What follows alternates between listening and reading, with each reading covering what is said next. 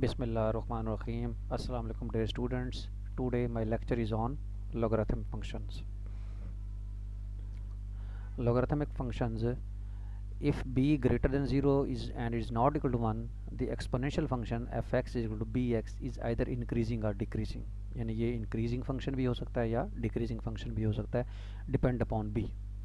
And so it is 1 to 1 function और ये 1 1 function है by horizontal line test. It therefore has an inverse function. अगर ये 1 1 function है तो फिर इसका इन्वर्स फंक्शन भी एग्जिस्ट करेगा. तो अगर इन्वर्स फंक्शन जो एग्जिस्ट करेगा तो which is called logarithm function with base b and is denoted by log b if we use the formulation of inverse function. यानी अगर एफ वाई जो है अगर x के बराबर है तो implies that y जो है वो बराबर हो जाएगा f इनवर्स x के. तो देन वी राइट एज, अगर हमारे पास देखें b की पावर y जो है अगर x के बराबर है, ये आपके पास एक एक्सपोनेंशियल फंक्शन है और 1 to 1 फंक्शन है. तो इसका मतलब है जो y होगा वो बराबर हो जाएगा log of x with base b.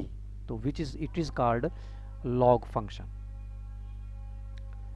और इसमें अगर b जो है आपका, अगर b कोई भी कांस्टेंट है तो इसका मतलब ये आपके पास जनरल लॉग है, और अगर b की वैल्यू फिक्स कर दी जाए e तो उसको हम नेचुरल लॉग कहते हैं. तो ये नेक्स्ट इंशाल्लाह हम इसको देखते हैं.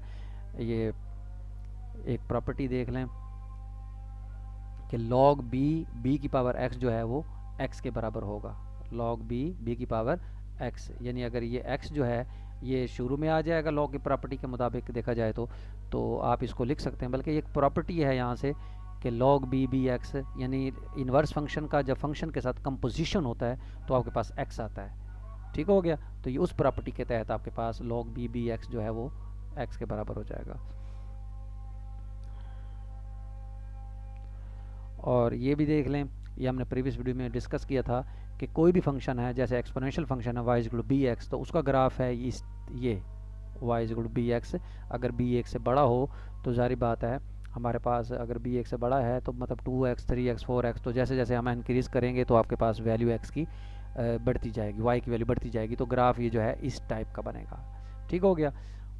अब जब हम इसका इन्वर्स फाइंड कर रहे हैं तो वो लोगरिथम फंक्शन है log b बेस x. तो इन्वर्स फंक्शन के हमने पीछे प्रॉपर्टी पढ़ी थी ग्राफिकली ज्योमेट्रिकली. उसका क्या मतलब है कि उसका जो इन्वर्स होता है, इन्वर्स फंक्शन होता है वो y is equal to x के अबाउट क्या चीज़ है, इस फंक्शन का रिफ्लेक्शन है. ठीक हो गया. यानी इन्वर्स फंक्शन जो है about y is equal to x के वो रिफ्लेक्शन है. तो देखें इस ग्राफ को अगर हम इस लाइन के अबाउट रिफ्लेक्ट करें तो वो ग्राफ की शेप ये बनेगी. तो ये आपके पास लॉग फंक्शन का ग्राफ बन गया. अब यहाँ आप जाहिर बात है लॉग फंक्शन है, ये लॉग फंक्शन का ग्राफ है जो 1 से पास हो रहा है. तो इसी तरह आप इसमें वैल्यू चेंज करते जाएं b की 1 2 3 4 5 6 10. तो ये ग्राफ जो है वो जाहिर बात है देखें ये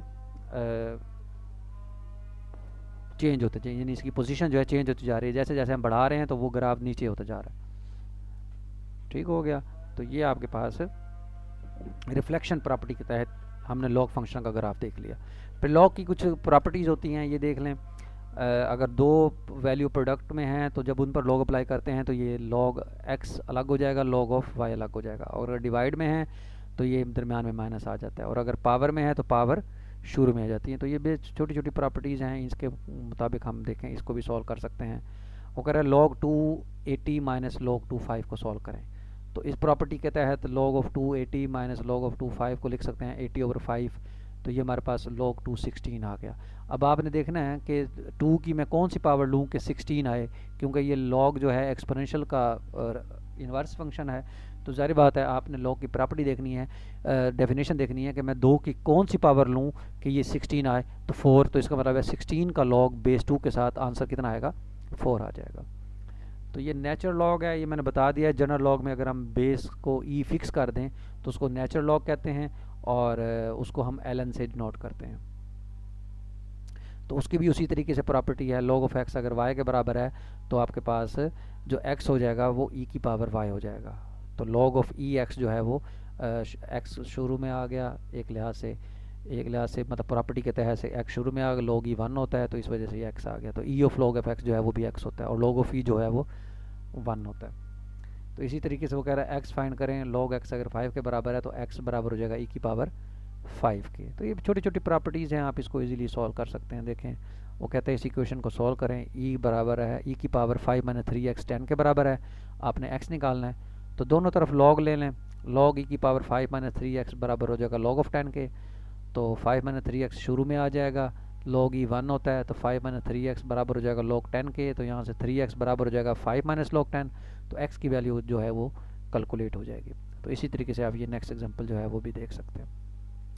एक ये है चेंज ऑफ बेस फार्मूला, ये भी मतलब याद रख लें कि अगर log b x है, यानी अगर बेस b है तो आप इसको नेचुरल लॉग की फॉर्म में किस तरह लिखेंगे, log of x divide by log of b, यानी ये भी एक आपके पास फार्मूला है, log of x divide by log of b, इसको लिख सकते हैं जनरल लॉग की फॉर्म, यानी जनरल लॉग और नेचुरल लॉग का ये रिलेशन है। तो जैसे देखें log 5 बेस 8 की वैल्यू कैलकुलेट करनी है तो इसको लिख सकते हैं log 5 ओवर log 8, तो आप इसको डिवाइड कर दें और इसकी वैल्यू जो है वो कैलकुलेट हो जाएगी। Thank you.